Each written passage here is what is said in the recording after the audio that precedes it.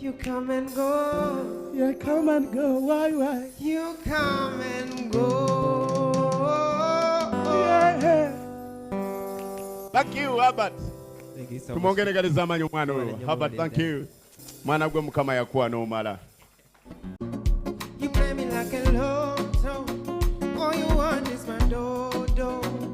I even buy you moto. Oh no, oh Lord.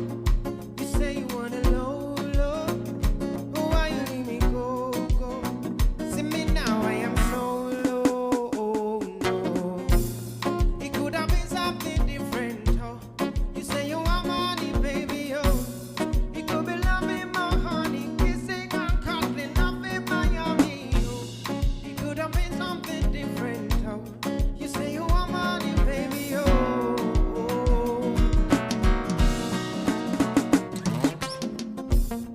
I don't tire for play.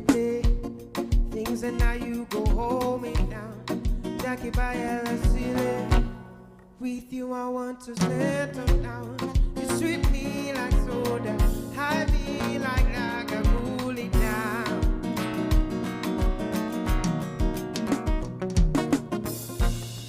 All the friends have been mocking me. All you want is a no party. So fair, baby. So fair, baby. The way you want to the love with me. All you want is a no party. So fair, baby. Now you make me. You play me like a. All you want is my.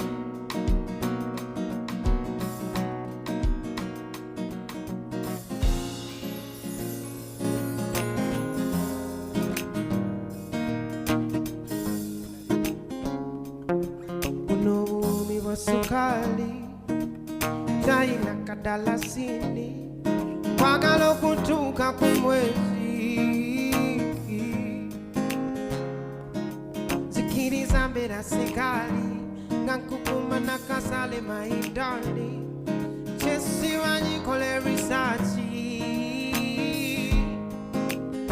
emisuweni nemekamulirako usiba mulinga wetulisa akanyama kamyufu kuchoto ukaliriro chusawondya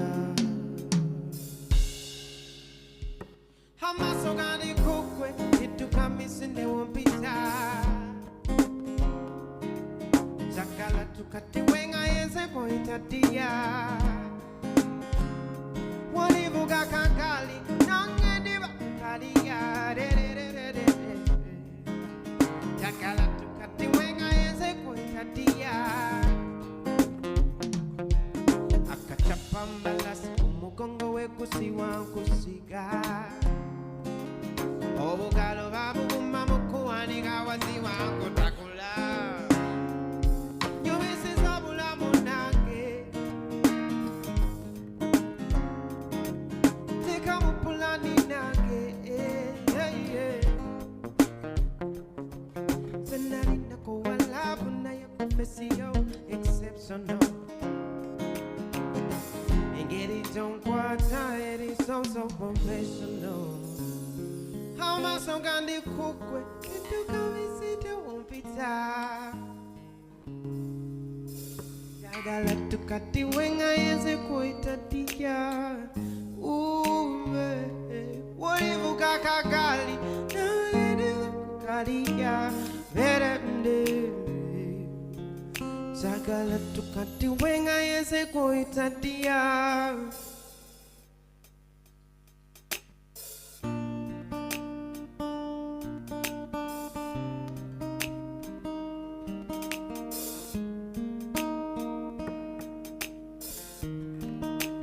tugende muchachi wafuke my baby wetuloka kane you're the one that I've been looking for tugende muchachi wafuke my baby wetuloka kane you're the one that I've been looking for kankuve mpeta tongana sisabutombera ngomwana lavu ya fedala ya kusabira tuvenga tetwawukana bina byenina kwabisana I want you more than that I wanna be the father abana babubuzana tugende muchachi ofuke my baby wetuloka kane you're the one that I've been looking for tugende muchachi ofuke my baby wetuloka kane you're the one that I've been looking for tugende muchachi ofuke my baby wetuloka kane you're the one that I've been looking for tugende muchachi wafuke my baby but too long I know you're the one oh love love love one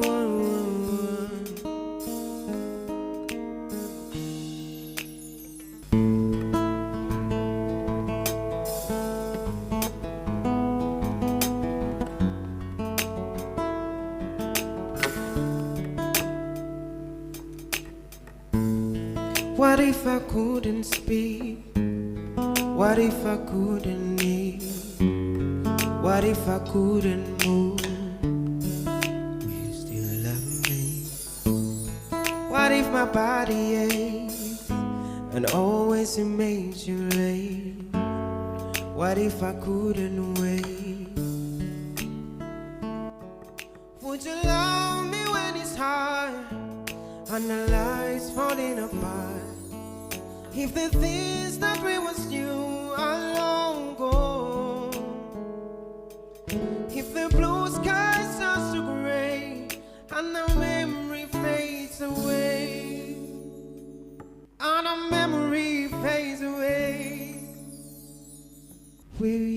still love me?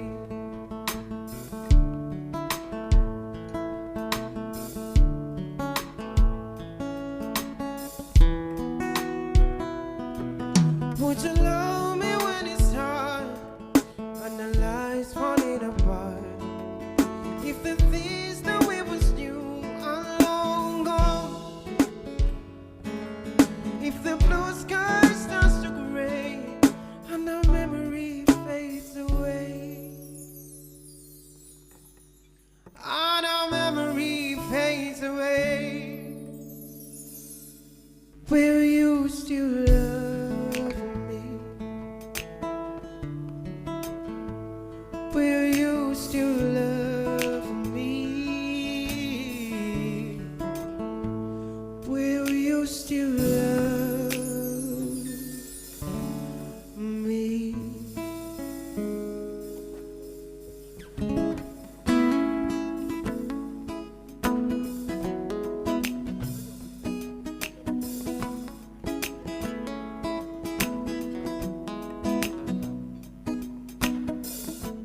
Bad girl, you are nice. Montate muka sunda basi. Oli wa bei, toli wa lais. Ulete Gucci over Versace. Oli quality, toli muchumpule joa over China. Kasusu kali quality. Wabulon chamula. Wakala nyoela undi mumusai. Wanta muzalu jegere kukagali. Olusi tuna nene muzatindo sani. You brighten my day. Ulilo chamula mukwano inside. You come my way. Ulilo sembera ulilo inside. So let me wire away.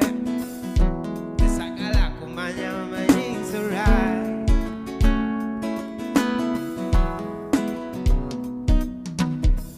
Tone unyanzo kukwakalenyo kuwa kuchanga changa na kukusalaleña.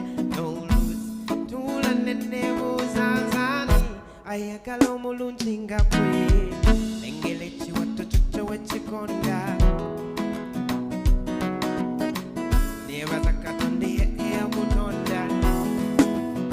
You brighten my day.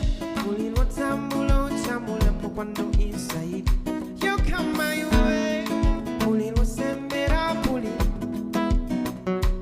It's alright. Let me wire away. Yes, I get up on my own. It's alright.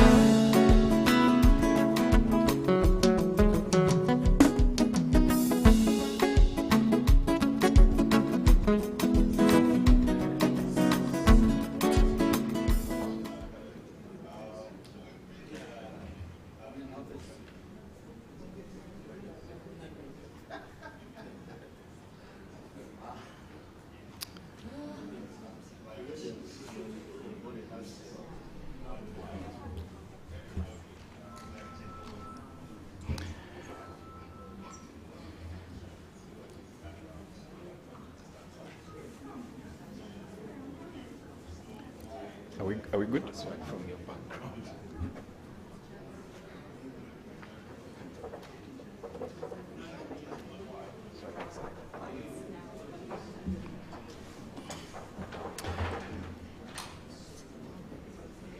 A very good afternoon to you all, ladies and gentlemen. My name is Bernard Tavaire, and I will be the MC for this afternoon's event, an event that is quite important. So you're all most welcome to this ceremony where the World Bank and the European Union are signing a partnership agreement providing 8 million euros, approximately 31.8 billion Uganda shillings, an 8 million euro grant to support the government of Uganda through the Ministry of Lands, Housing and Urban Development to strengthen land tenure security, land administration, and management systems in northern and eastern Uganda. Activities will be implemented primarily by the Ministry of Lands through a recipient-executed trust fund, while the World Bank will implement select activities as well under a bank-executed trust fund. And we'll be hearing a lot about this this afternoon. It's a short event. We shouldn't be here more than 2 hours. So we'll be hearing quite a bit about this important project today. For example, why this project, why now, why Northern Uganda and Eastern Uganda primarily, and how this project fits in with the broader land sector work in Uganda. And to get us started, I will ask the World Bank Country Manager, Mukami Kariuki, to come and make her opening remarks, after which we will have the Ministry of Finance, Planning and Economic Development.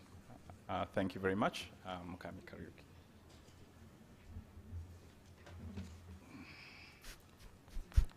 Just be sure you're safe. I guess I can take off my mask. Okay. Thank you very much, Bernard, and good afternoon, everybody. I'd like to start by addressing the Honorable Minister, Mayanja, from the Ministry of Lands, Housing and Urban Development, the Permanent Secretary or her representative of the Ministry of Lands, Housing and Urban Development, the Permanent Secretary of the Ministry of Finance, Planning and Economic Development's representative, Marius Wanyera, who's here with us today, and the European Ambassador to Uganda, H.E. Attilio Pacifici. I hope I got that right. Colleague development partners, members of government, members of the media, ladies and gentlemen. I'm pleased to be here today to join hands as we take a further step towards improving land administration in Uganda. The importance of land administration cannot be emphasized enough. Indeed, land is the anchor of the Ugandan economy, with more than 72% of employment in agriculture and related activities. Land should be a resource that works for all, but as we've seen time and time again, this is not always the case. Cases of land-related insecurity, land grabbing, land invasion, and other disputes are often in the news. Women are at a particular disadvantage. According to surveys, one in 2011 indicated that only 33% of women report owning land, either alone or jointly, compared to 88% of men. And this has direct implications on livelihoods, household investments in health and education, and investments in improving agricultural productivity, especially for women-headed households, which constitute 28% of Ugandan households, but also for women-owned micro-enterprises, who constitute 70% of the total, many of which are linked to agriculture and derive benefits from land. But the quest for better land administration affects all Ugandans, and it is an issue that faces vulnerable people from all genders and segments of society. So it's a broadly accepted and understood priority. It's therefore a pleasure to join hands together with the European Union and the Government of Uganda through the Ministry of Lands, Housing and Urban Development to improve land administration in the northern and eastern areas of Uganda, the regions of Uganda. The EU will provide a grant of 8 million euro to the World Bank managed multi-donor trust fund, which is a trust fund that that mobilizes donor contributions and invests in strategic areas to promote an effective implementation of Uganda's national development plans and priorities to achieve the National Vision 2040. The grant will be both recipient executed as you heard, through the Ministry of Lands, Housing and Urban Development primarily, and bank executed, and it will be implemented over a 4-year period. The planned activities support and build on the ongoing World Bank-supported Competitiveness and Enterprise Development Project, which was approved in 2013 and received additional funding in 2020. During the life of this project, we call it CEDEP, among other activities supported the decentralization of land administration to ensure that communities and the vulnerable population have access to land services at lower costs was one of the core activities.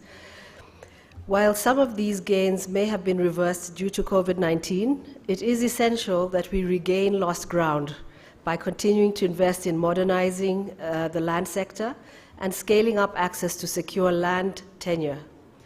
The EU grant will play a key role in this, particularly in the areas where planned implementation is expected to happen, i.e. the northern and eastern parts of Uganda. These areas were chosen because they are regions where customary land tenure predominates and where much of the registered, unregistered land is located. The development objective of the project, therefore, or the grant rather, is to increase security of land rights and strengthen land administration and management systems in these regions. The funds provided by the EU will be used to finance systematic registration of land currently in customary ownership and address land disputes on the ground, among others. Procedures will be automated to make it easier to issue customary certificates of ownership and to deliver these officially recognized land ownership and use documents to both men and women, including those who are vulnerable in the two regions. The enhancement of the land administration system based on reliable, up-to-date and accurate information contributes to land security, land tenure security, and is a source of information for policy making as well. It's also key to mobilizing private investment in Uganda because land remains the primary form of collateral and an essential input into high-performing sectors such as tourism. Key expected results include training of about 500 staff of the Ministry of Lands, 175,000 land parcels with use of ownership rights recorded and land tenure documents issued, 1 million people possessing use or ownership rights, and 200 community land associations formalized. So these are the core activities. As mentioned, there will be other things supported, but these are the main results that we would like to highlight today. The land sector is a strategic priority for Uganda as recognized and emphasized in the Third National Development Plan and other key policy documents. And as Uganda looks to recover from the economic impact of COVID-19, unlocking the productive use of land assets for sector growth, particularly private sector growth, remains as relevant as ever. Looking ahead, sustainable land use for greener economic growth and mitigation of climate impacts will be key to Uganda's growth agenda. And the World Bank is therefore committed to continue its partnership with the government of Uganda in its efforts to modernize and scale up land administration in the country. The EU is a partner in this regard and is the 5th donor that has contributed to programs supported through the MDTF after the Embassy of Netherlands, the UK Foreign Common Development Office, and the Embassy of Ireland, as well as the Embassy of Sweden. And we welcome the EU to the MDTF and thank them for joining in this partnership with the Ministry of Lands, Housing and Urban Development to ensure that land is a resource that all Ugandans can count on to build sustainable livelihoods and enable inclusive development. Thank you very much for your attention, and I look forward to this signing ceremony. Thank you.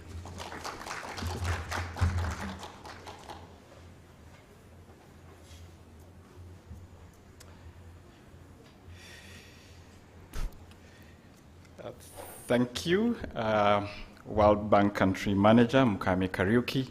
I'll invite Ms. Maris Wanyera, representing the Permanent Secretary and Secretary to the Treasury Ministry of Finance, Planning and Economic Development.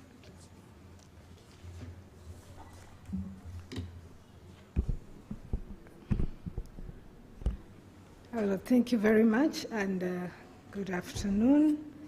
I first want to present the apologies of the Permanent Secretary to the Treasury, who's not able to be with us here because he's in Parliament accompanying the Minister to submit or present the budget estimates for 2022-2023 this afternoon as required by law. So he did request me to represent him. Thank you for accepting his apologies.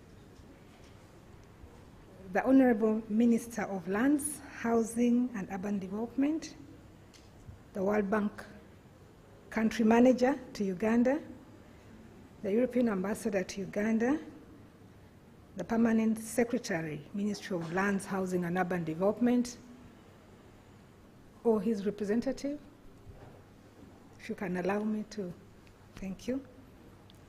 The directors present, the press, distinguished guests, ladies and gentlemen, all protocol observed. Good afternoon once again.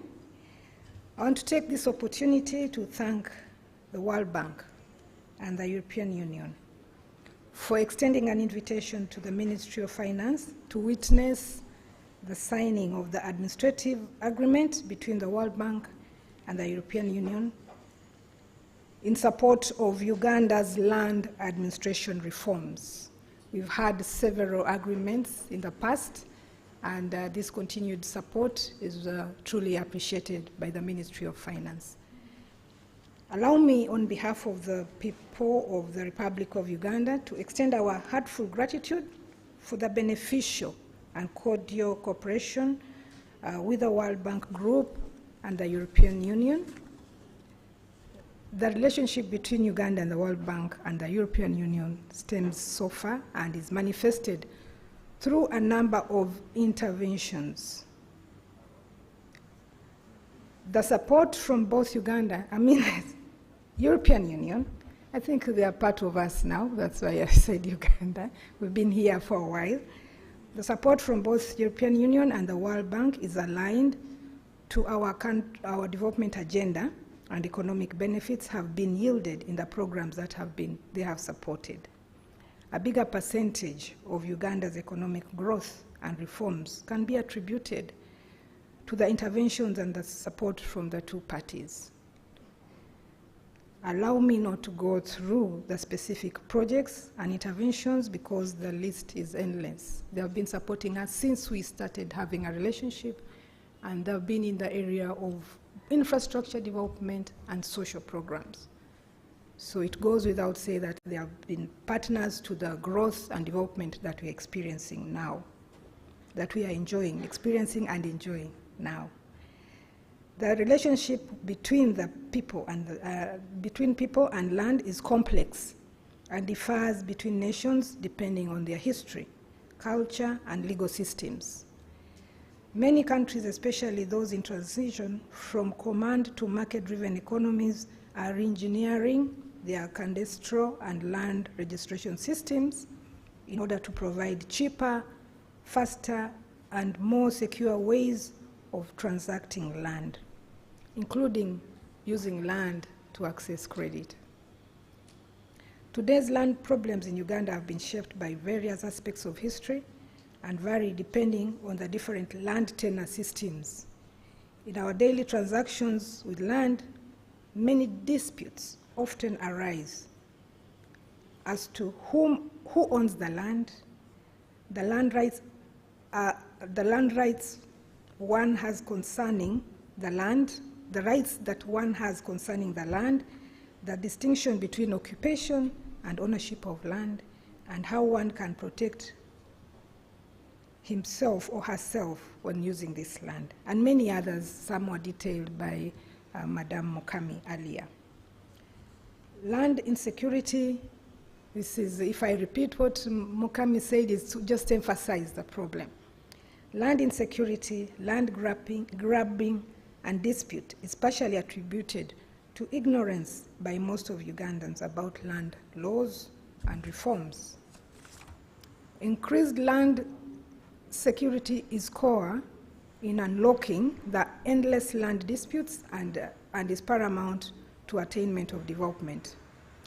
Government, through a number of interventions, with the support of our development partners, is committed to strengthen the effectiveness of land administration systems. At the moment, as earlier informed, government is implementing the Competitiveness and Enterprise Development Project. I think we are in the second phase of this program, and this is with the support of the World Bank. The CEDEP, abbreviated as CEDEP, has successfully built the core architecture of the land administration system within the Ministry of Lands, Housing and Urban Development, and has been supporting the decentralization of the land sector to ensure that communities and vulnerable people have access to land services at lower costs.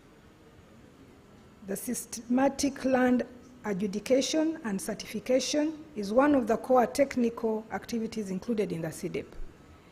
This activity has a target to provide more than 2.6 million persons with land tenure rights by issuing ownership rights document for about 800,000 parcels.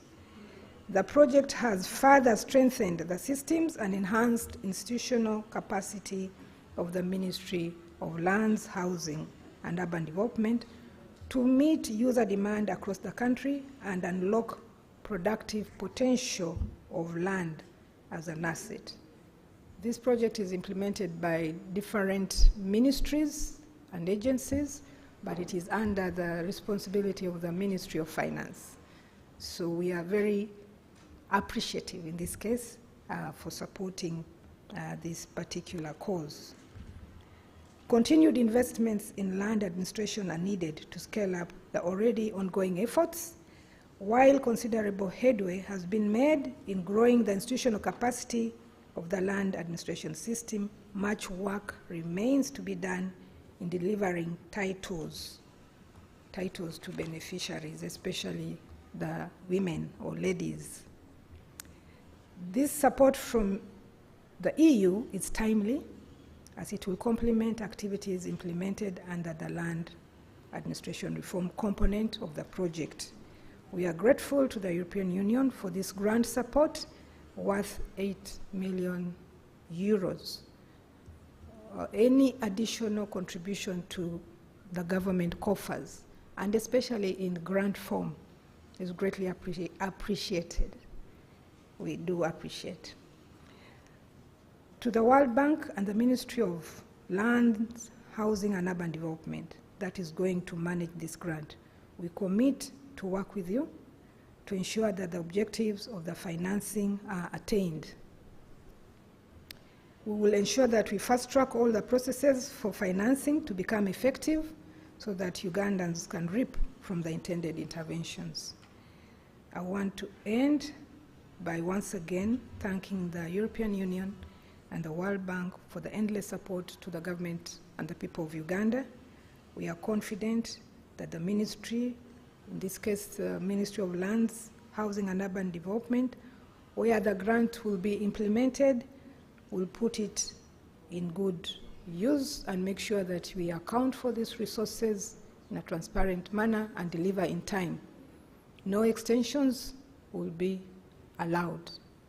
So if you're set to deliver within a defined period, that is when it should be done.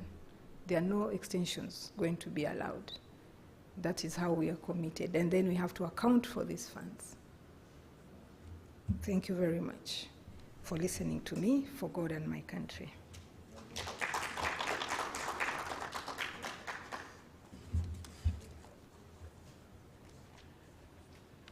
Thank you, Maris, for sort of reading the Riot Act at the very end there. I hope the people in the ministry, the implementers, listening. So next we will have His Excellency Attilio Pacifici. I think I should get a passing grade for that. European Union Ambassador to Uganda. You're welcome, sir. Thank you. Thank you very much, Master of Ceremony. I wonder how many times you rehearsed my name. How many times did you try to learn? It was great. You did very well. You did very well. Thank you very much. Honorable State Minister for Lands, Honorable Sam Mayanja, the representative of the PS of the Ministry of Finance, dear Acting Director and dear friends, Maris Waniera, the representatives of other line ministries, the country representative of the World Bank, Mukami Kariuki, other development partners, representative of media, ladies and gentlemen, my staff as well, and the staff of the World Bank, and the Master of Ceremony, of course. All protocol observed. I'm delighted to participate today at the launch event of the European Union contribution to the World Bank managed multi-donor trust fund focusing on land management. Let me, first of all, to thank our partners, the Ministry of Lands, Housing and Urban Development, and the World Bank for the excellent organization of the event.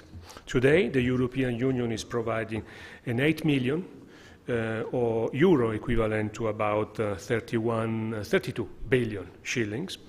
Is a grant to support the government of Uganda to strengthen land tenure, land administration and management systems in the northern and eastern part of Uganda. Before I continue, perhaps a word about why we do all this.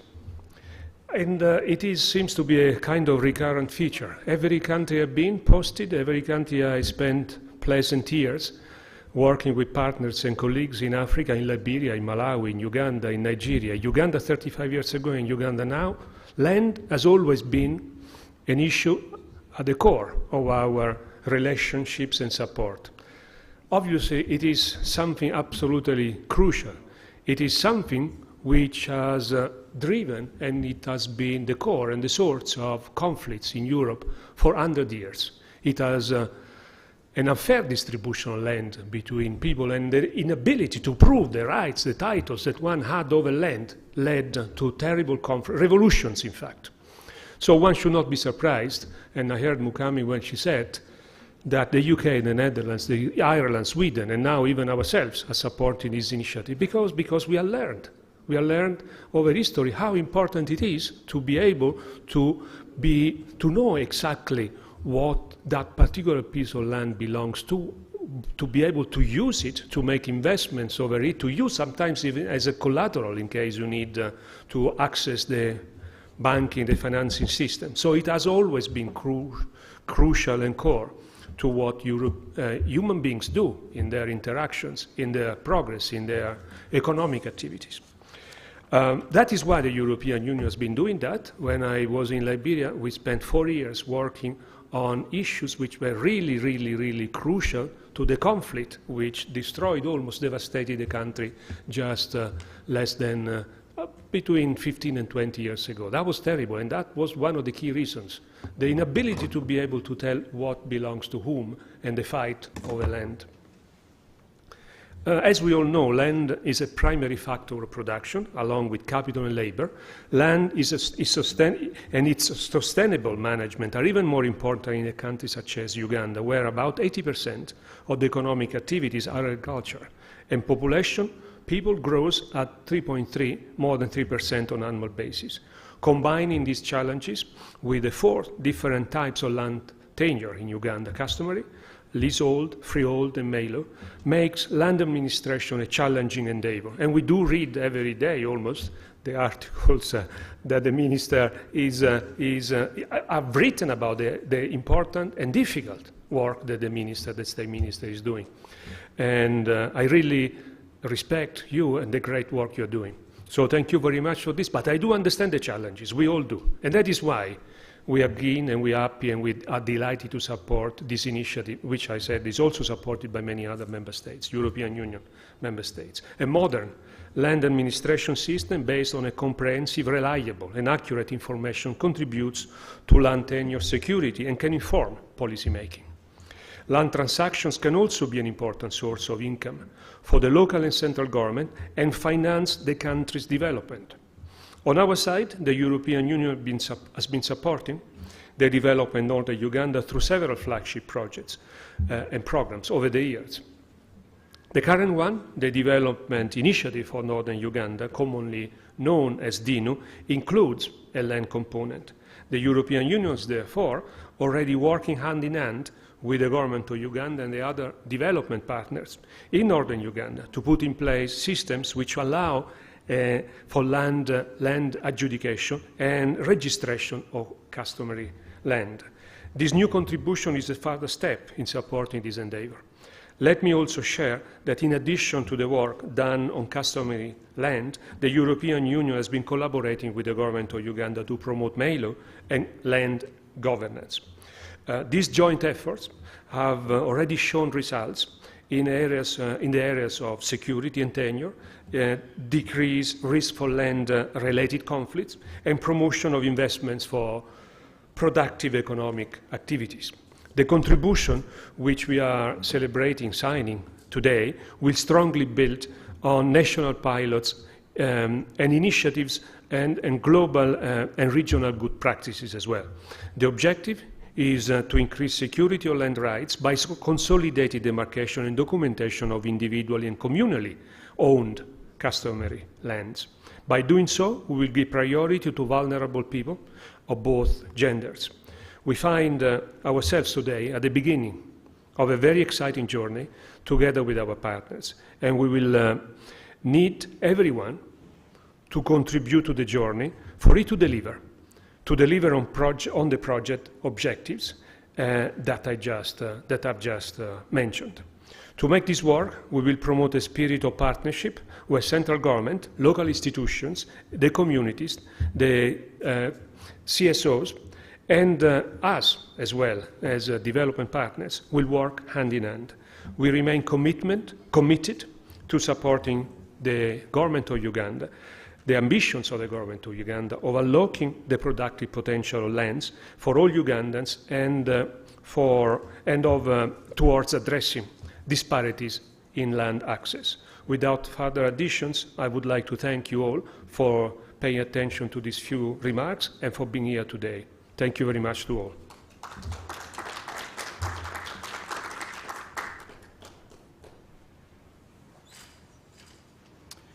Thank you very much, Ambassador Attilio. I won't try to say the second name again. Thank you very much, everyone who has spoken thus far.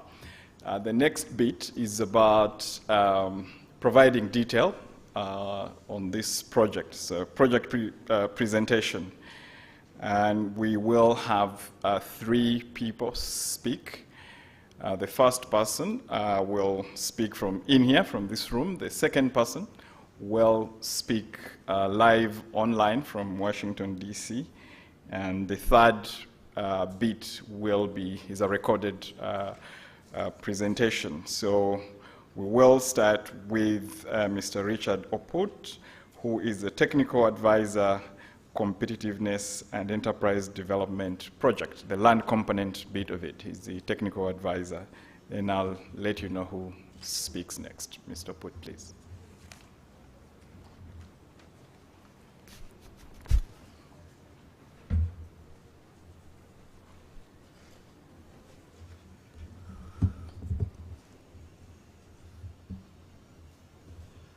Good afternoon.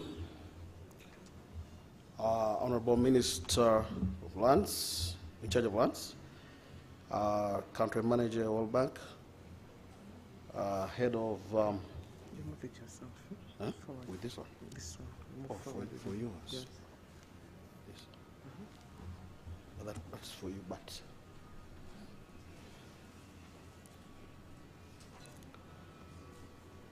Head of EU delegation,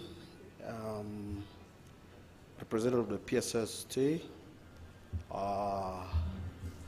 fellow colleagues, ladies and gentlemen, I'm here to present the land project under the EU funding.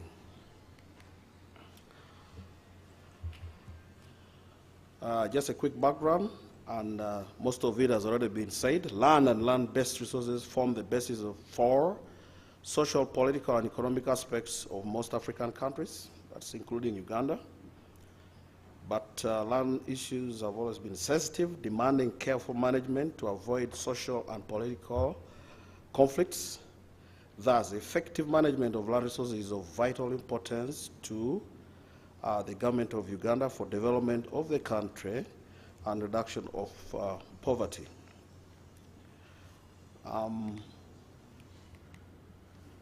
Now, regarding the other issues, in 1995, Uganda got a new constitution. The constitution had a number of provisions on land administration and management. That constitution vested all land in the citizens of Uganda. Additionally, the constitution had a provisional article for the parliament to enact a comprehensive land act within 2 years of coming into force of the constitution. That meant that basically the Land Act was going to be passed without a policy. Now, although the spirit of the Land Act was to ensure a fully decentralized land administration and management system, it created a massive implementation structure which became difficult to implement. After review of the Land Act 1998, Cabinet directed for development of a strategic action plan for implementation of the Land Act and other related reforms, and also then directed for the development of a 10-year land sector strategic plan. Sorry.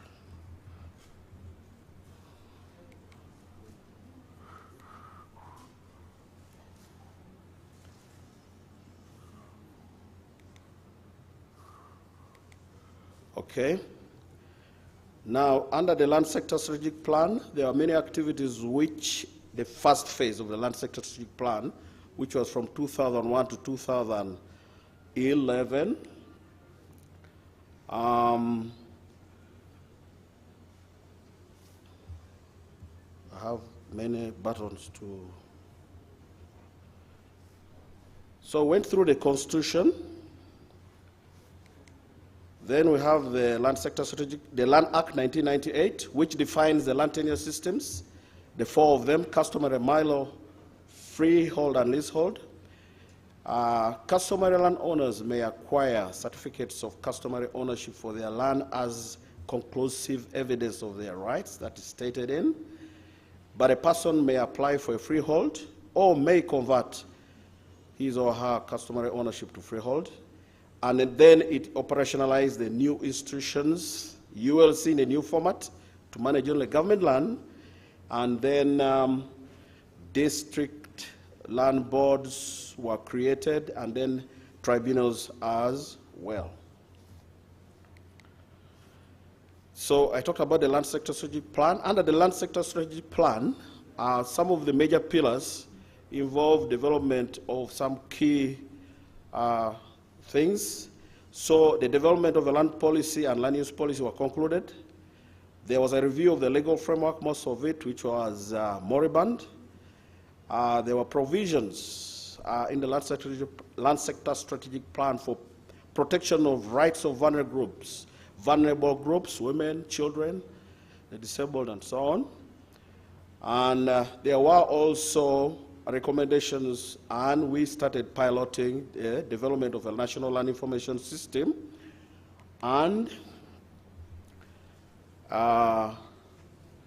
also carrying out systematic land education and certification. Then there was the second phase of the land sector strategic plan, which had those 6 pillars you can see there, but the major ones are what is in red there, which are relevant for today.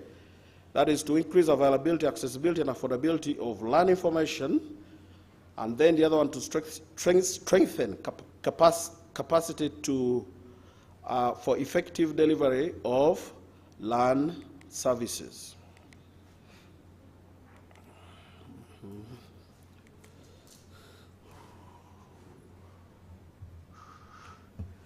Yes, now,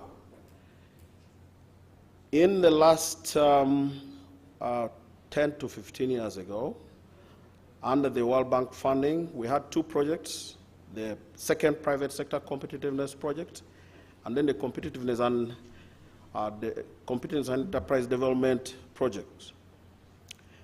Now, under this, there was modernization of the national geospatial data infrastructure, and this basically enhanced the delivery of land administration services.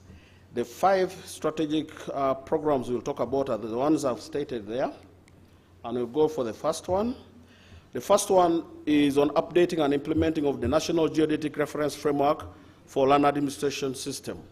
Now, this framework basically is the one for which all the surveys and mapping activities were supposed to be based on.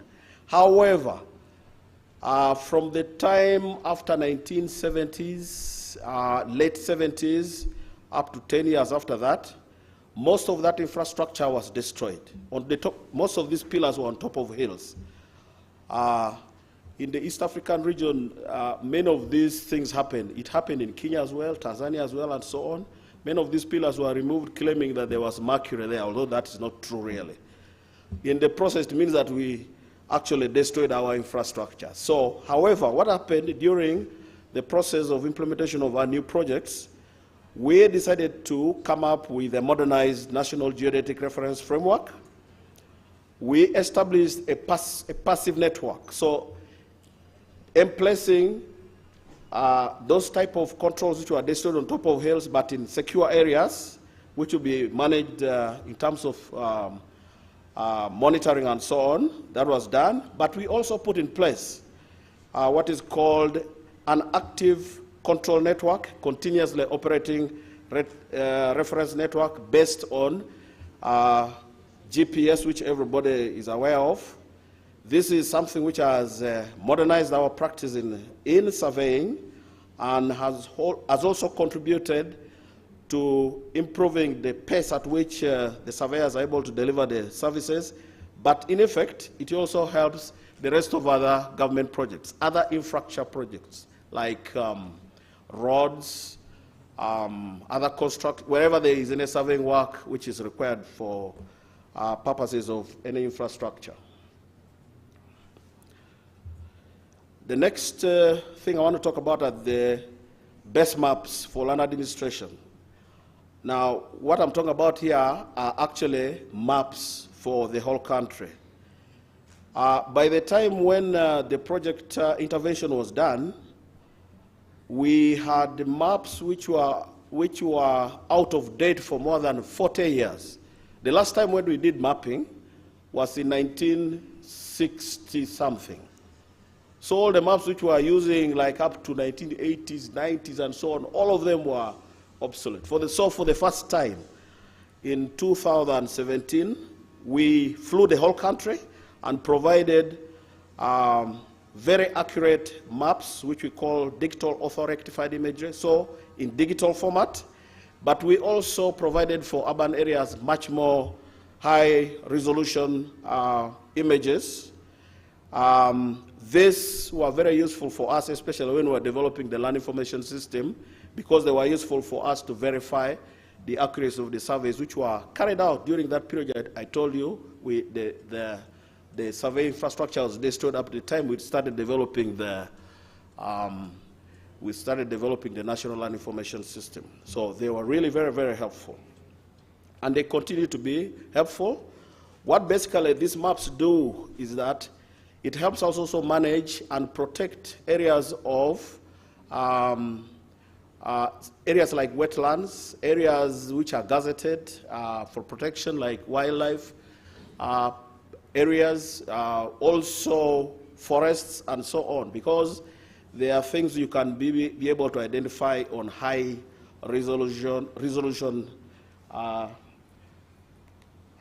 maps. Then we have also the development of National Physical Development Plan. Our country had never had a comprehensive physical development plan. That is for physical planning, ever.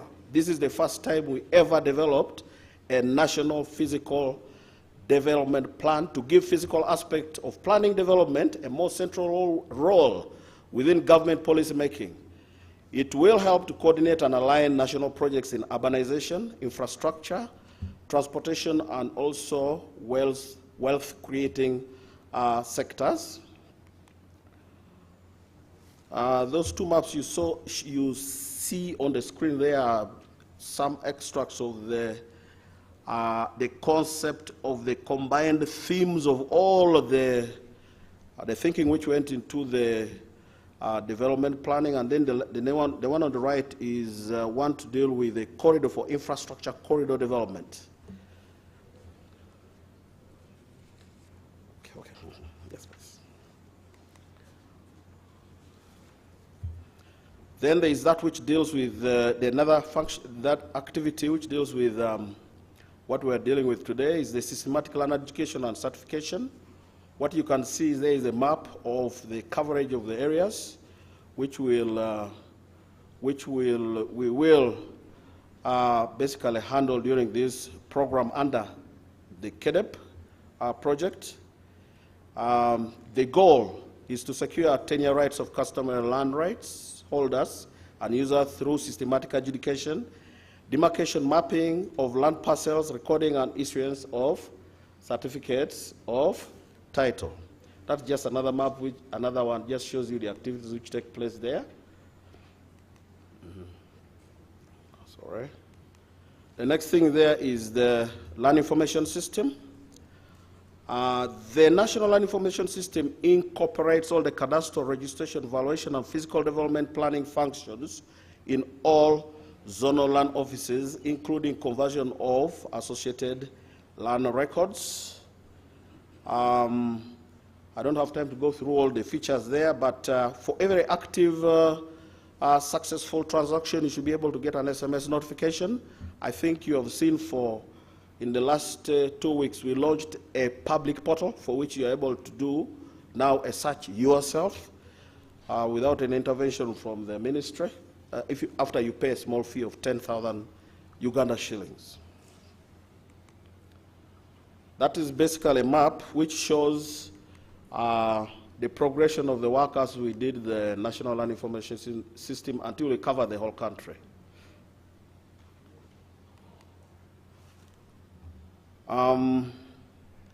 The next slide basically talks about the European Union Trust Fund, but I expect that the next presentations will cover them.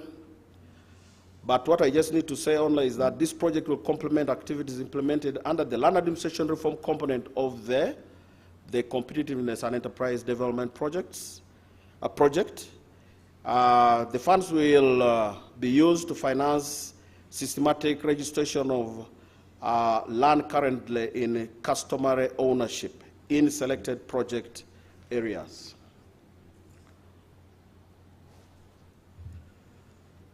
Those are the activities. Activity 1, 2,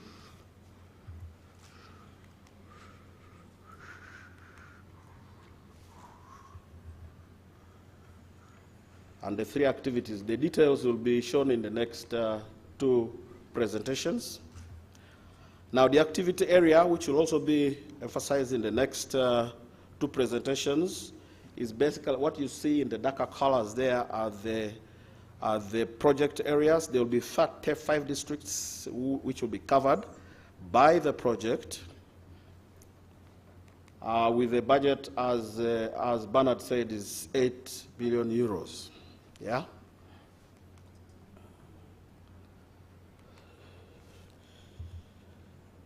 There will be various stakeholders. I think that will be covered as well in the presentations that come. The ministry being a major one, the World Bank, the EU, the development partners.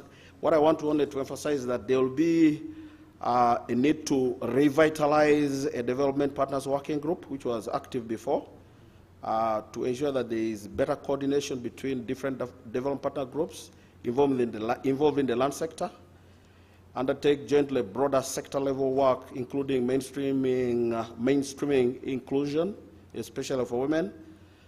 First agenda for land sector reforms, including digital innovations and global good practices, and disseminating corresponding evidence, including the impact evaluation studies and recommendations conducted by the World Bank's Gender Innovation Lab.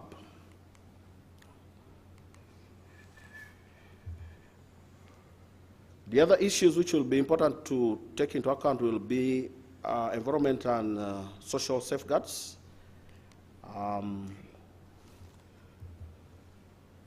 And then there will be issues, of course, of ensuring that the grievance redress mechanisms will be well developed to ensure the project is on course. And dispute resolution will be one of the key issues to be handled to ensure that there is resolution of disputes as the exercise is carried out. The last map there is just showing us the locations, the current locations of the zonal offices, the ministry zonal offices, which is now a countrywide coverage with the 22 ministry zonal offices. I think I'll stop there for now. Bernard, thank you.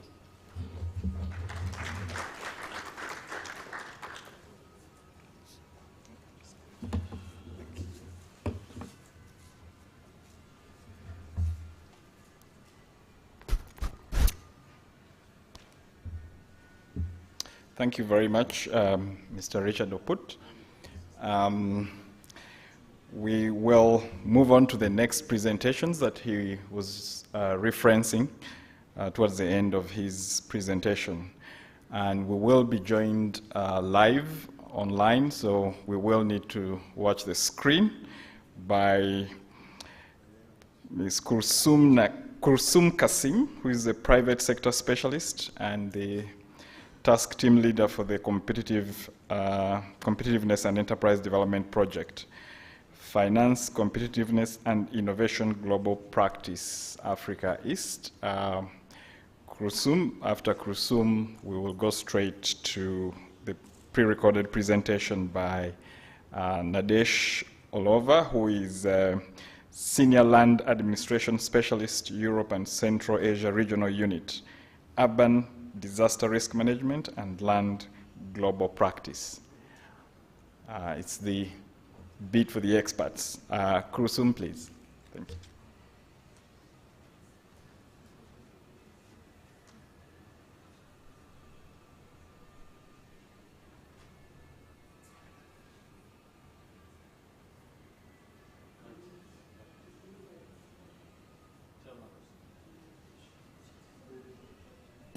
Sum, you're muted. I hope you can all hear me all right now. I'm just going to share my presentation on screen.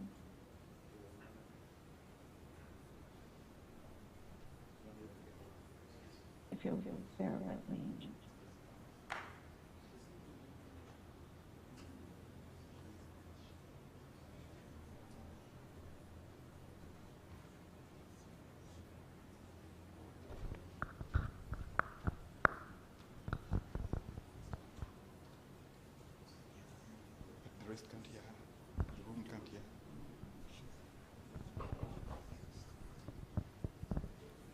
Hello? Can you see the presentation yet? Kursum, we can't hear you. Could you speak up, please? Hi, can you hear me now? Yes. Okay. Can you see the presentation? What's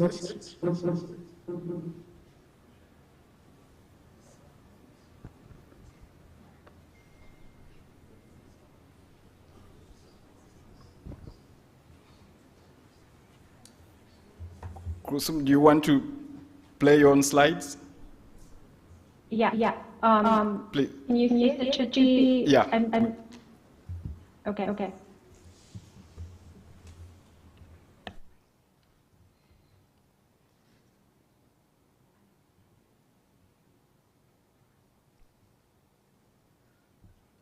Are you able to see the slides? All right, now you're good. Please go ahead. Okay. Are you able to see my slides, Bernard? Now we can't see the slides, but we were seeing them just a moment ago. Okay. Apologies for the glitch. Let me see if I Right, we can see the slides now.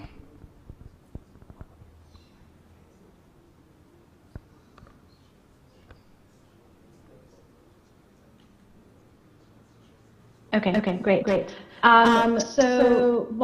you. Apologies for the technical glitch. I will be presenting on the broader context of land administration activities across World Bank operations in Uganda. To start off with, let me sort of start by talking a little bit about why these activities are important, beyond just sort of the issuance of titles and beyond the access that it provides. Essentially, land and economic development are intrinsically linked. Land provides the principal basis for human livelihoods, for well-being, including the supply of food, fresh water, and multiple other ecosystem services, as well as biodiversity. Human use directly affects more than 70% of the global ice-free land surface. Land also plays an important role in the climate system. So land is both an intrinsic natural asset, but also a productive economic asset. As an economic asset, we know from research and from global experience that giving secure land rights to households has been shown to increase land-related investment, augment land values, reduce the level and likelihood of conflict, and spur a broader and inclusive economic participation. Land is also essential for industrial zones, production facilities, housing, and contributes directly to economic diversification and diversification into the off-farm economy. For access to finance, as we've heard from prior speakers. Okay, let me see if there's something I can do about that.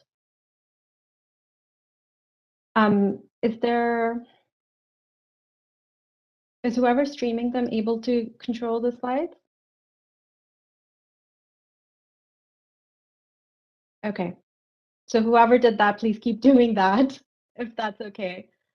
I seem to have lost control of the presentation.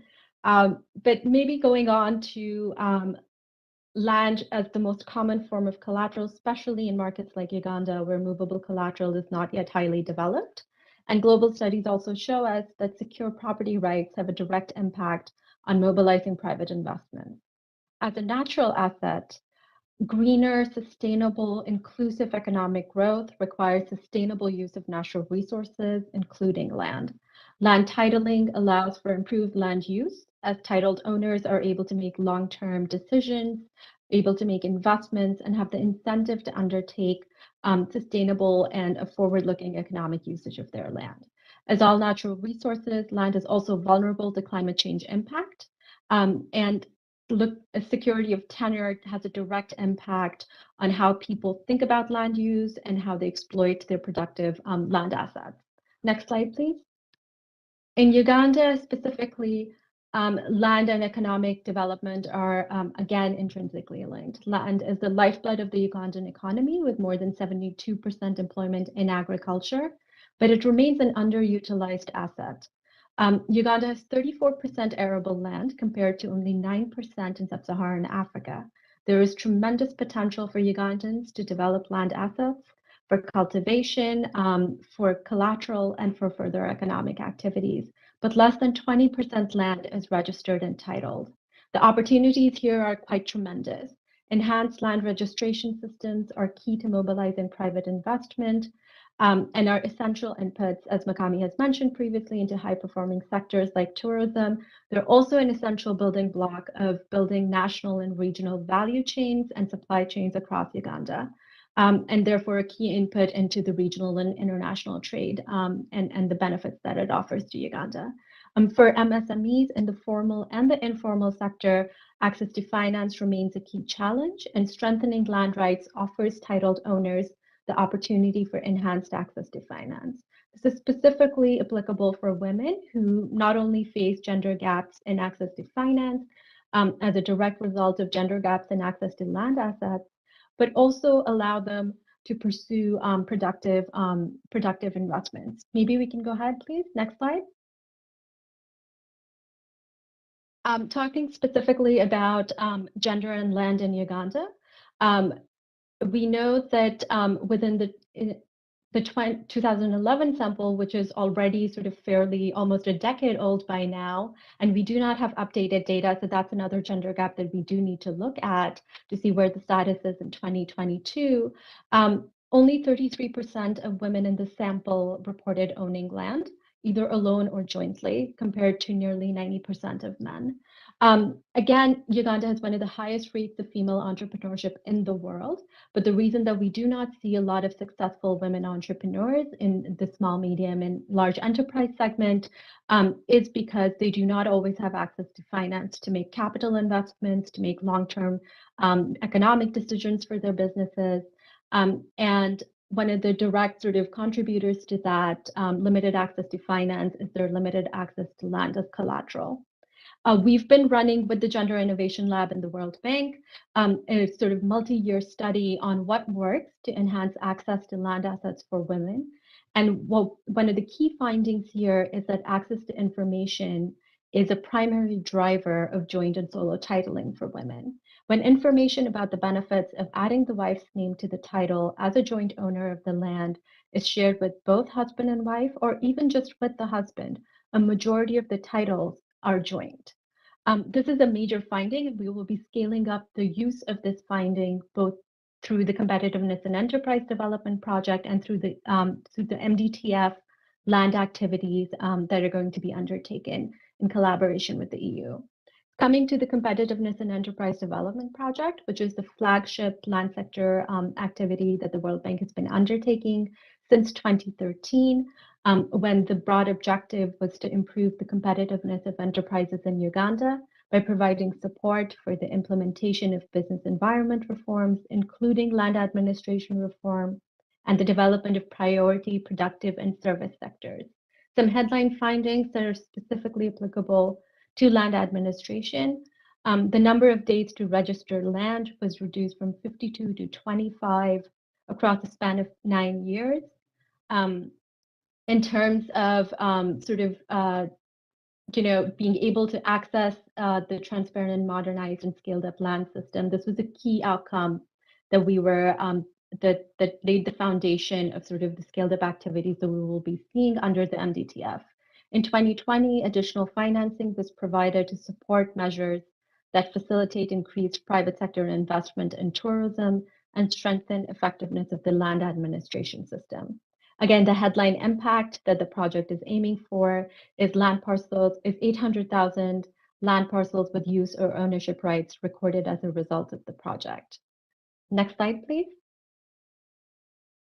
And then sort of concluding on setup and how that contributes directly to the MDTF activities on land administration in Uganda, the idea really is to further consolidate the land administration work that has been going on to develop a modernized, efficient, transparently administered land system in Uganda.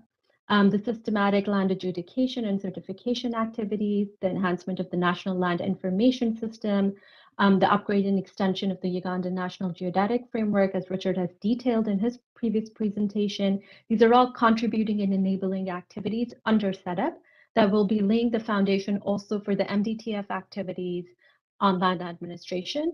Let me sort of conclude here, and I'm going to hand over to my colleague Nadej, who will be talking specifically about the MDTF activities and land administration.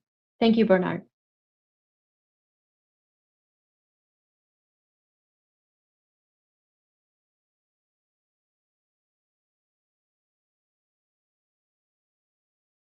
Manage competing appointments.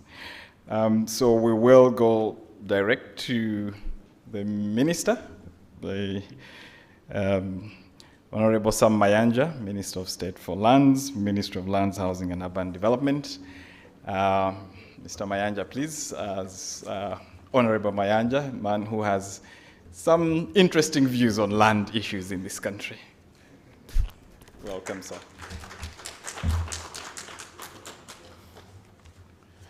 Good afternoon, everybody.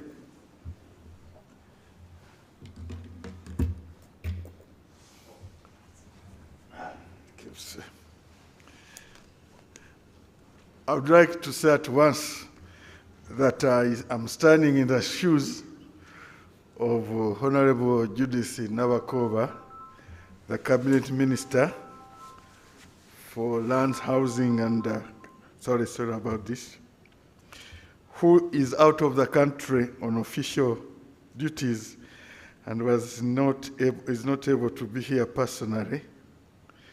So I hope I really fit in those shoes.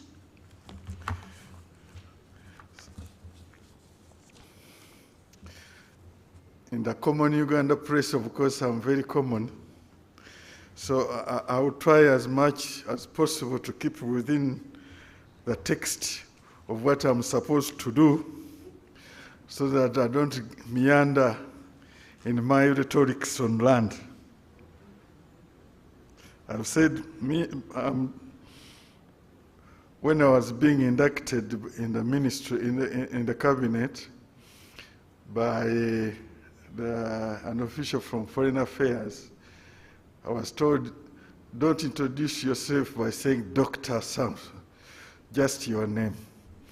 So I'll leave up those other things. I'll just say Sam Mayanja, Minister of State for Lands. I'll now start Honorable Judith Nabakova's speech.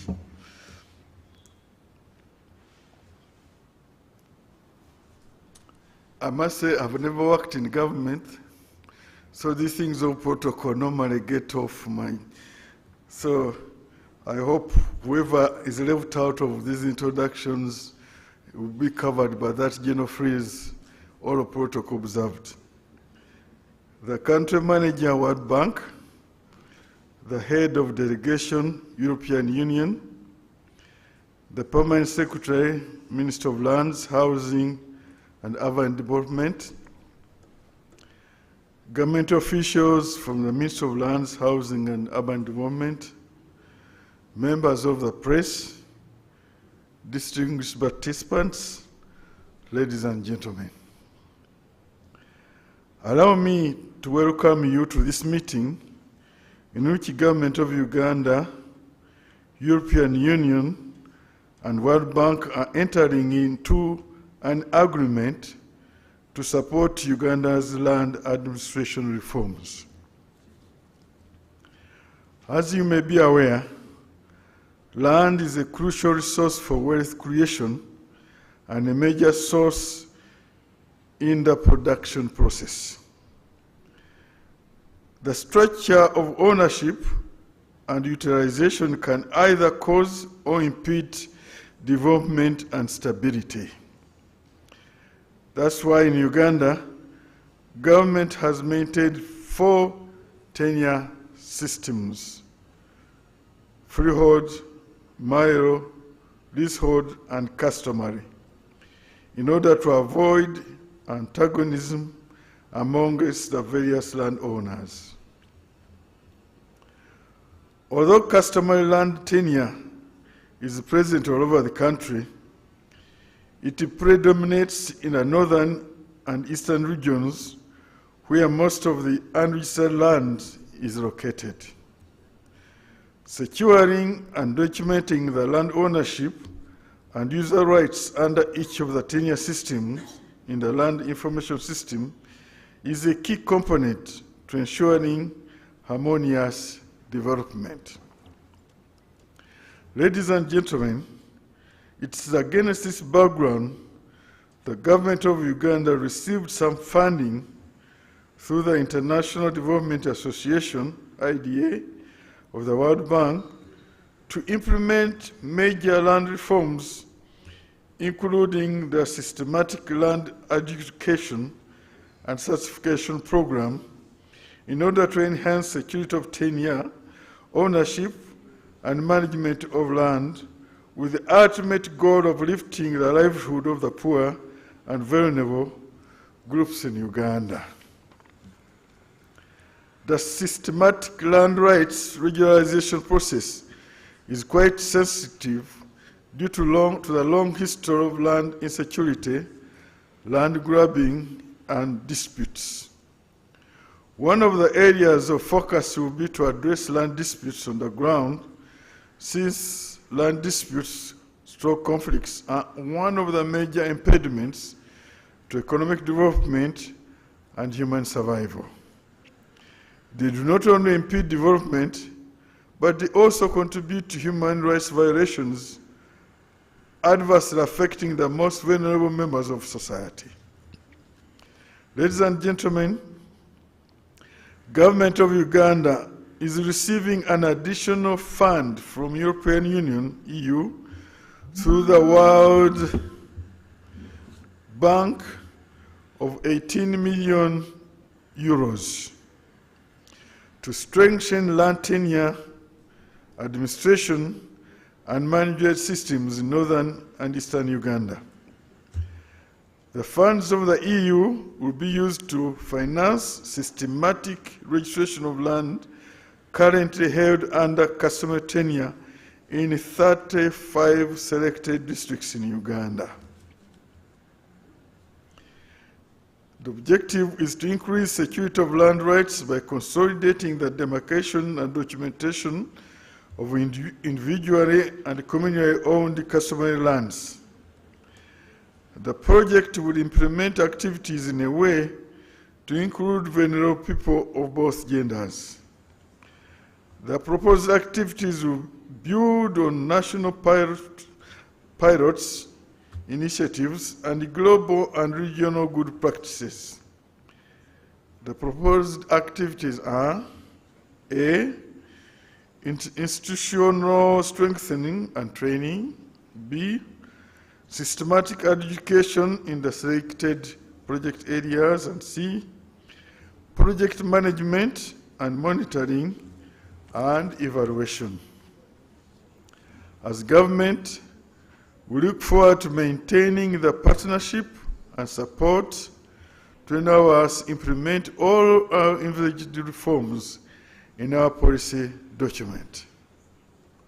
I thank you for God and my country. Judith Nabakova, Minister of Lands, Housing and Urban Development, this 31st day of March 2022.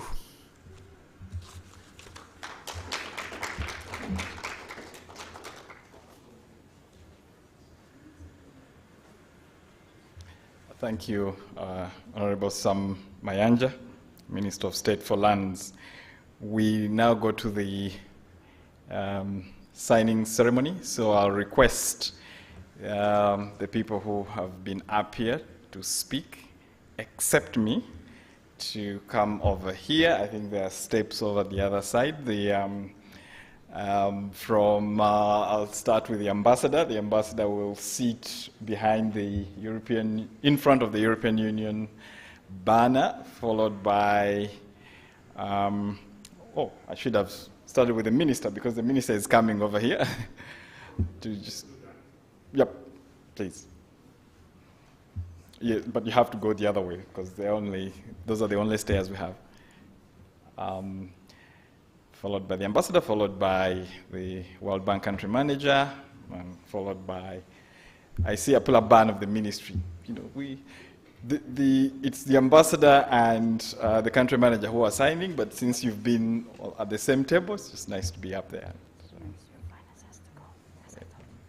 But I'm told Maris has to leave now, so thank you. So we're going to have to remove that chair, otherwise it will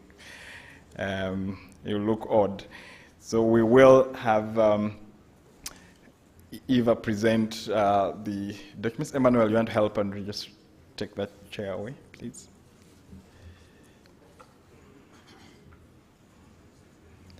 So those who want to take the pictures, get close and take some shots, close-up video as well. We'll have the signing ceremony, and then there will be some question and answer, a few questions and answers.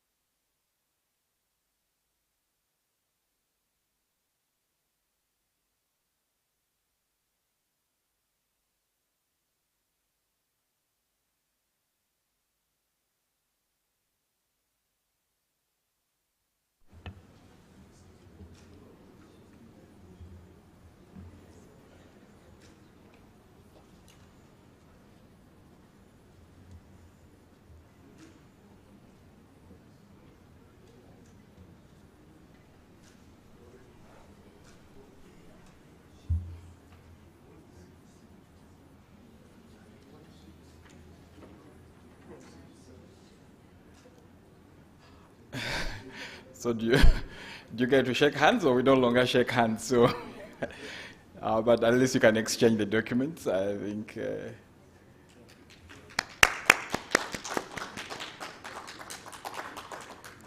Thank you so much. So you'll stay up there, and we will invite a few questions from the media, one or two. We're going to be issuing the press release just after the Q&A. It has a little more detail. So, but if you have anything you want to ask, please do. And the ambassador and the country manager may not be very technical on land matters, so they will pass on some questions to the technical people, both online and some who are in the room. Anyone who wants to ask a question, please.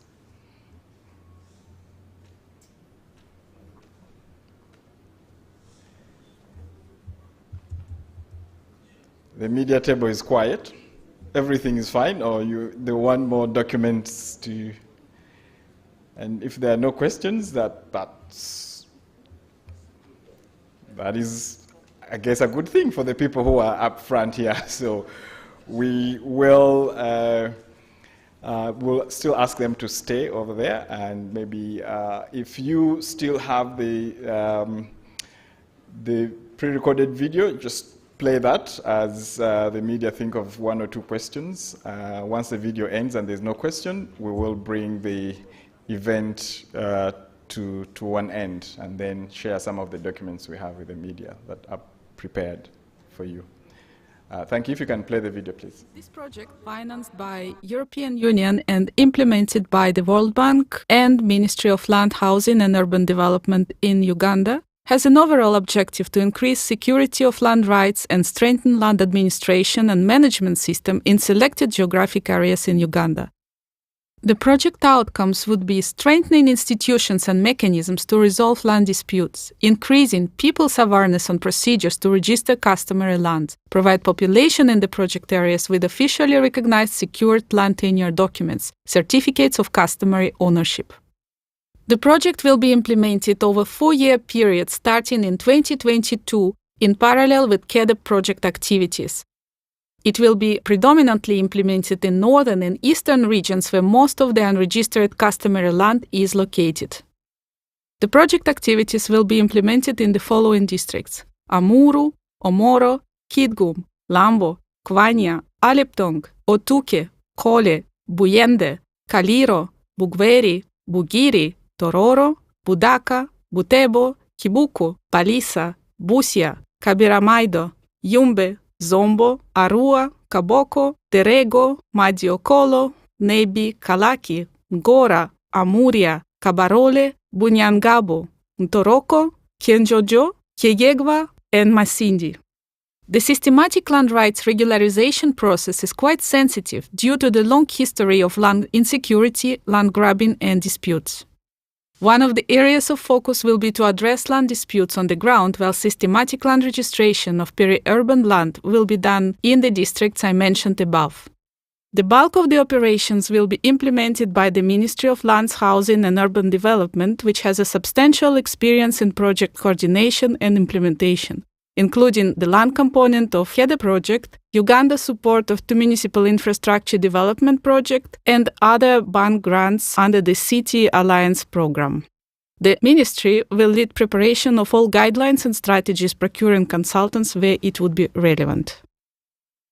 Ministry authorities, local authorities, communities, and community leaders are expected to be extensively involved into the project, so the adjudication of customary land happens in a smooth and fluid way. It is expected that by the end of the project, 175,000 certificates of customary ownership will be adjudicated and issued to the population. Communities and local authorities will work hand in hand to ensure that customary certificates of ownership are issued to the population in fair and equitable way. It is expected that by the end of the project, 175,000 customary certificates of ownership will be issued to the population. This way, it is expected that more than 1 million people will benefit from better land tenure security rights.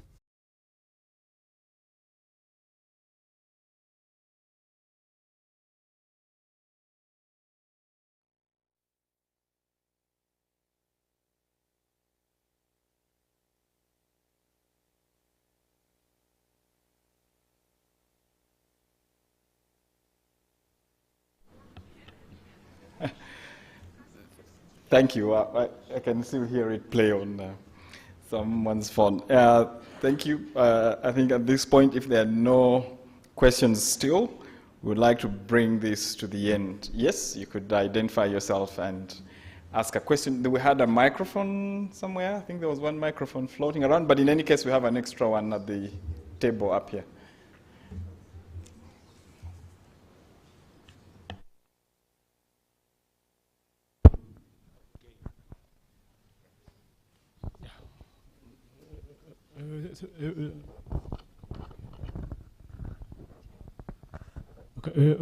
Thanks for your time once again. My name is Sura Bernard, and I write for the South African newspaper.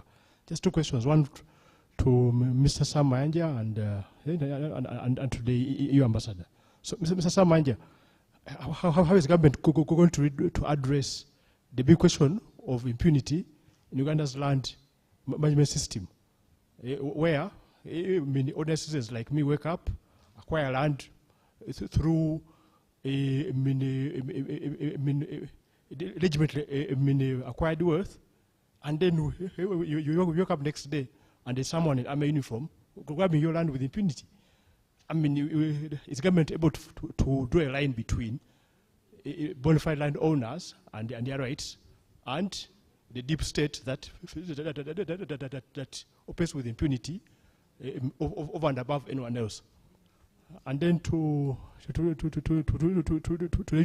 the EU ambassador, has the EU and World Bank thought about engaging Africans on productive utilization of land? Because Africans are very reckless with land use. I mean, you find an African looking for 10 acres to do something that could actually require just 3 acres. So, and land is becoming more scarce every passing year. So is the EU thinking of ways of engaging Africans, wherever they are, or on more productive use of land, both for business, agriculture, and even entertainment? Any other questions? Maybe we can take them at once. And there aren't many media people around. And then.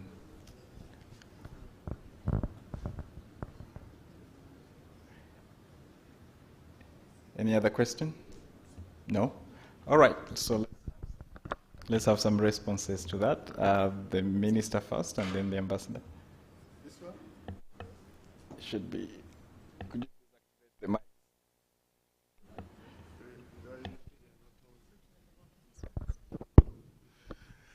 Oh, impunity, especially in the Mairo tenure system.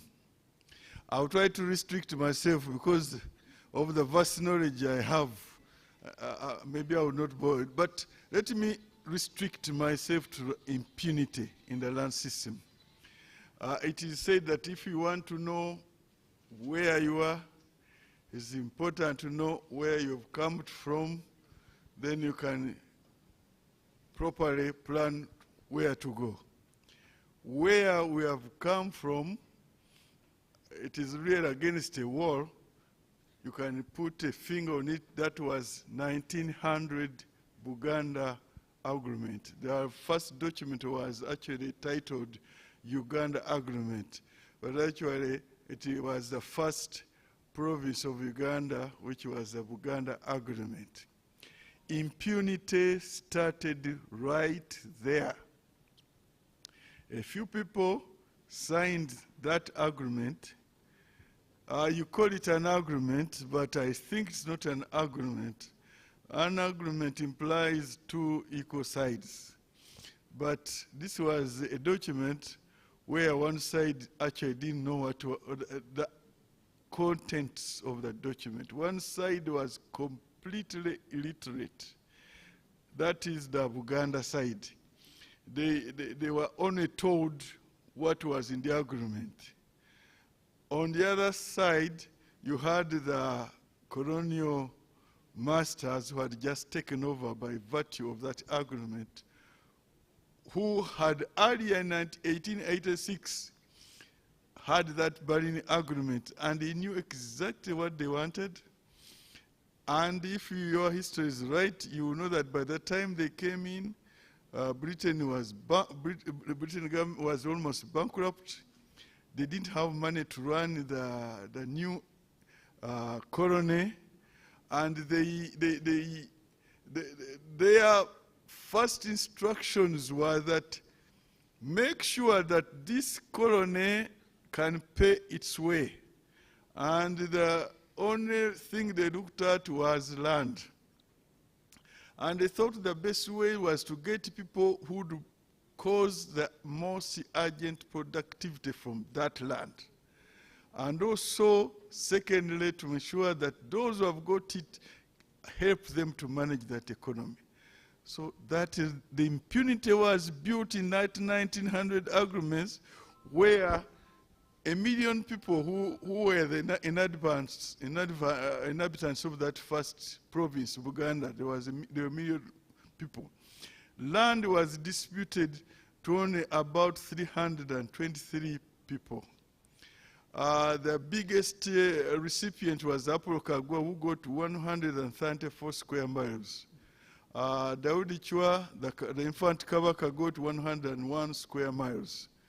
There were, I think, 16 square miles to the newly created chieftains of Omulamuzi, Katikiro, Mwanuzo, Mwanuka. Not the Katikiro who was there before, but the one now created under the agreement, who got 16 official square miles, and then got his other 134. But for the good work done to help the then colonial masters capture Uganda, Apollo Kagwa was given an extra 20 square miles, and so was another commander-in-chief called Mugwanya, was given another 20. Now, people didn't know what was happening. These guys also didn't know exactly the details in that agreement. The in-between were the missionaries who would tell them what was happening. Those were, the records I've seen during the negotiations were that the Baganda would come in the room, listen, and then ask for adjournment to come back the next day. That adjournment was to help them sit with the missionaries who would tell them what was happening and tell them what to do the next day. So at night they would sit with the missionaries who tell them A, B, C, D, and then this is what you should tell them. So they only knew what they were told. Completely illiterate, but now with power. Now, the miles they were given, the square miles. Impunity is the word you used. Suddenly, one is told this whole area is yours, is 50 square miles, or 10 square miles, or 2 square miles. Everybody in that area suddenly became a serf to the chief who had got that area. Bishop Tucker, who had been in Uganda 8 years before that agreement, saw the impunity and recorded it. And he said he saw people moving from east to west with their fowls, all their household gold, moving to where to stay. Because they didn't like this chief. And they thought maybe they would better be treated under the land owned by Mugwanya. He said people from the east, people from the west, north and south, the whole country was in movement. He used the word that the country was on general posting. The instability in the country was so much so that in 1915 or 1923, when the whole country now was divided, 4 provinces were now demarcated out, there are 4 provinces where all the community started and said, this was a mistake. It should not happen again. And any attempt which had begun in Busoga and in Bugisu had to be stopped. And Kakungulu had attempted to bring this, had to be deprived of his land. And he was even evicted from Busoga because of that attempt. So the impunity was so much. And to ameliorate this was the 1908 law, which, to calm things down, distinguished between a Mairo, private, and official Mairo, official, because the chief had the official Mairo and private Mairo under his control. And that law was not enough. In 1928, another law to ameliorate this came, the Busuru and Ivujo law, which for the first time introduced that category of individual called a Mukopi, that is a serf. A Mukopi specifically written in the law that you were serf, and that you were entitled to only 4 square miles, and that you would pay Busuru and Imvujo to your landlord, the mile owner, who had grabbed and gotten free, and that you are due to, once you obey him, pay his Busuru and Imvujo. Busuru, that was money, I think 4 shillings. It was about 4 shillings per annum, but that was at that time. Then Imvujo was in terms of goods. If you managed to get 10 sacks of cotton, maybe 2 of them would go to the land, to the mile owner. You see the impunity and the citizen who had immediately become slaves, serfs on their own land. The changing fortunes of the Chibanja holder on the mile started after 1928, because that 4 acres were given for their mile. Now they had at least a security of tenure over those 4 square miles. They got a right of inheritance. So if the Chibanja holder dies, at least his heir would inherit. If you sold, if the mile owner sold, that sale would not affect the rights of the Chibanja holder. He would not be evicted except for non-payment of Busuru for, I think, 4 so many years. But as you can see, that one was even brought in our current law. But when it went to court, my research showed that only 3 cases were ever recorded. But the judges of that day ruled that even non-payment, if he is convicted, is not a ground for eviction. That non-payment would become a civil debt, not a ground for eviction. So that gave them security of tenure. And what happened thereafter, they worked so hard.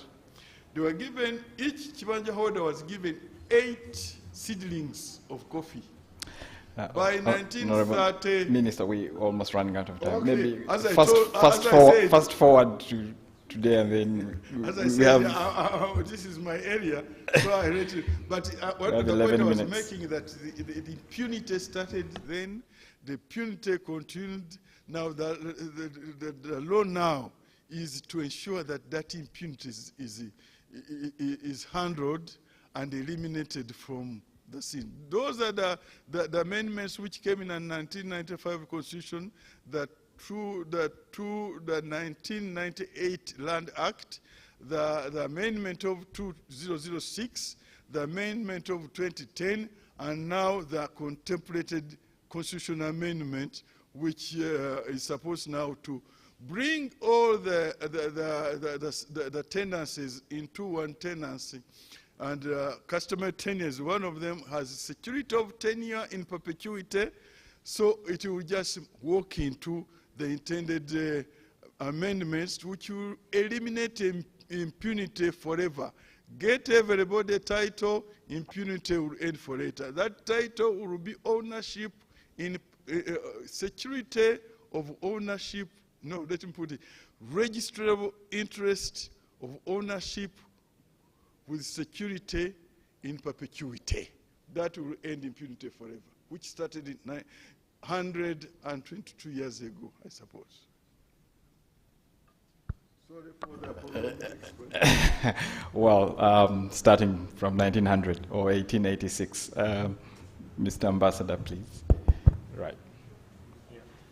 Let me try. I think I need to interpret the question, and the way I read it is very general. It is about a general point of land use in Africa, and perhaps more about the sufficiency of land in comparison to population, to people, and the kind of use people make of land, if I understand it right, or at least I like to understand it that way. So let me start with a comparison. Is Uganda a big country in comparison to others? Uganda, I think, is around 240,000 square kilometers, 242,000, something like this, which is as big as the United Kingdom, the same kind of country, the same kind of size. Maybe there is a little bit more water here than in the United Kingdom. In Uganda, there are 45 million people. The question is land sufficient to allow these people to live properly, to prosper? Well, right now, certainly if you compare this with other land countries, Uganda is certainly blessed by many other ingredients in this recipe for prosperity that other countries, including the United Kingdom, don't have. The sun, the water, the kind of soils, and so and so and so, but the sufficiency. I think it's important also to look into what is happening, the trend, how population is changing there, in Europe, in Africa, in Uganda in particular. Somehow in these discussions, or perhaps in those I had yesterday about program we are supporting Karamoja, which is a very, very fragile, a very, very vulnerable area, the point of the demographic growth of Uganda was mentioned, and the figure of around 3.3, perhaps a little bit more or a little less came up. 3.3% per year of demographic growth is a big number. It's a number which, according to the projections of the United Nations, will lead Uganda by the mid of the century, 2050, to have around 100 million people. Now we are talking about 45, perhaps. So in 30 years, that's right, 30 years, let's assume we are in 2020, there will be an increase of nearly 60 million people in this country. It is a big growth. So I think it's proper to ask the question you are raised. Maybe right now there is no issue. Maybe you can do a lot with what you have, and you have a lot. But is it going to be like this forever? What is going to happen, not in 30 years' time, but in 80 years' time, by the end of the century? If you look at the World Bank, the UN projections again, this is what the UN does everywhere in the world. They check what is happening, the kind of projections needed to plan the economies, the towns, the infrastructure, life of people, and so many other important elements to achieve and to maintain prosperity. Uganda will probably be around a country with about a population of nearly 200 million people. Those are becoming to be big numbers. Numbers one should be very, very careful in, thinking about, because you need jobs for this, you need to produce food, you need to trade with neighboring countries in order to feed and to keep these people not surviving, but prosperous, because that is what you want to achieve. So I think your question is very pertinent. And I think there are a lot of important elements and important examples everywhere in the world. Take Israel, take the Netherlands. They are not blessed as much as Uganda is with the kind of resources you need to make the country, from an agricultural point of view, which is just one of the elements of achieving prosperity. The one Uganda is pursuing is extremely important, perhaps even more important, which is the industrialization. So that is crucial as well. But in a way or in another, land, and to know who the land belongs to, whether a particular owner is willing to make or should make or can make in a kind of viable way, without taking too many risks, investments on his own land, because it's his own, and he can make a plan over the years. So these are important questions. That is why we are supporting this initiative, this important project in Uganda, and that is what the minister was talking about. This is European history, minister, as well. This is what, unfortunately, what happened, what drove Europe to have revolutions, because land was not distributed fairly, and is still, in many cases. We want people holding huge pieces of land and millions having little. and being servants. So this needs to be discussed, needs to be sorted out. Why? Because you are growing fast, and you need to find a path which will lead to prosperity and not to troubles. So is land sufficient? Is it a general African problem? Not actually, not everywhere, because the section of Africa growing fast is the one across the equator, west to east. That is what. Northern Africa, Southern Africa is not growing as fast for many reasons, including the lack of resources which are actually available in the central part of Africa from west to east. So it is possible to grow fast, but it's also proper, it's also necessary for government to make plans. And these discussions about how you ensure that land becomes an asset, not a liability, not a source of troubles, which has been in many countries, and in a way, maybe in Uganda as well. 30 years ago I was here, and these discussions about the Constitution, I remember we all were involved between 93 and 97. I think in 95 the Constitution was issued, and in 98 the Land Act was promulgated. And there were a lot of discussions involving our predecessors, the World Bank. I mean, we were all brothers in this kind of endeavor. It was a difficult issue. I don't know whether this work has led to deliver the fruits that you need. Maybe there is still some issues to be sorted out. But it is important that responsible partners, and I think European Union belongs to this group, and the World Bank for sure, it's involved in these discussions to support your, not our, your itinerary and your leading, and I mentioned this earlier, to prosperity, not to conflicts. That doesn't help anyone. And then looking around, this is a region which can do really a lot. Of course, there are some, including Kenya, which are a little bit more advanced in trading, in industrialization, but Uganda is following. So all this has to be put together, and land is a key element. I can't and I won't tell you whether it's proper, whether it's sufficient, whether it's right what is happening. This is the kind of decision to be made by the government, and we will only humbly support to have these issues taken off the table where problems are, and to have that problem sorted out so that it will contribute to a proper progress towards prosperity. But this element of growth, it is important. Thank you. I hope this is what you meant. If not, I'm sorry. Well, I think, Mukami, even when you have your mask on, I could tell you wanted to say something. You started us off, you might as well conclude this with a thought, parting shot, as it were. Thank you. Thank you very much, and I think this was really very wonderful, rich history, and I think complemented by what the ambassador has said, bringing us the answers that we're looking for. And I think the most important thing that the ambassador talked about was the population growth and the impacts and the implications of that on what will be possible in terms of productivity.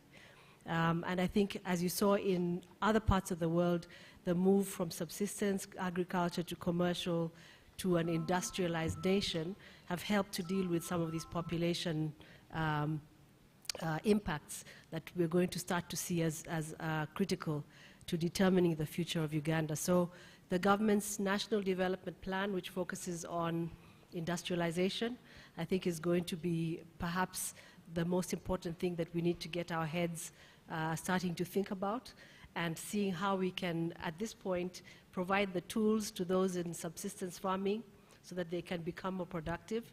And this work that we're doing now on land tenure is important in that it'll provide the first tool, which is access to finance.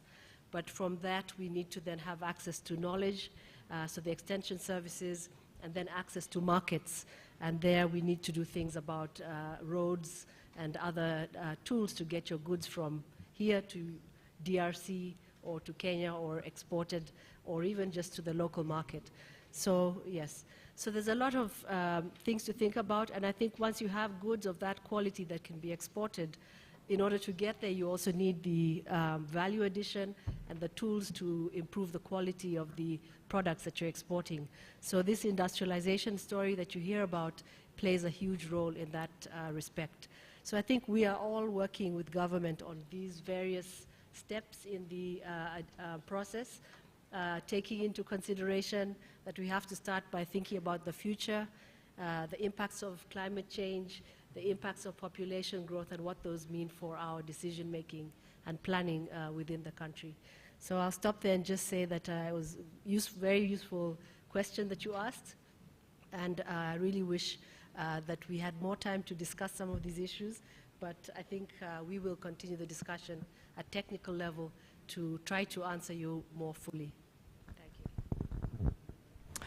Thanks, Mukami. We are bang on time. We wanted to be done at 3:30. It's 3:30 exactly, and I'd like to thank everyone for attending this event that takes us closer to better management of the important matter that is land, as you've just heard with these concluding remarks from up here. So Ministry of Finance, Planning and Economic Development, Private Sector Foundation, National Planning Authority, Ministry of Lands, Housing and Urban Development, of course the European Union, the World Bank, and all partners, the media. And thank you very much for being here this afternoon. And this brings us to the end of this event. I suspect there might be, some tea or something. So thank you, everyone. Let's give ourselves a hand clap.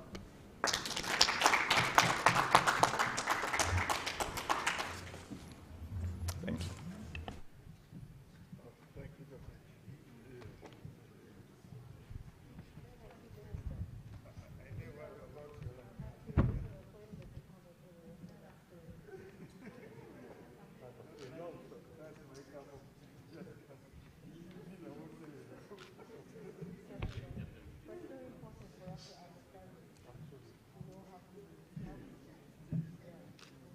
Let me welcome Harvard.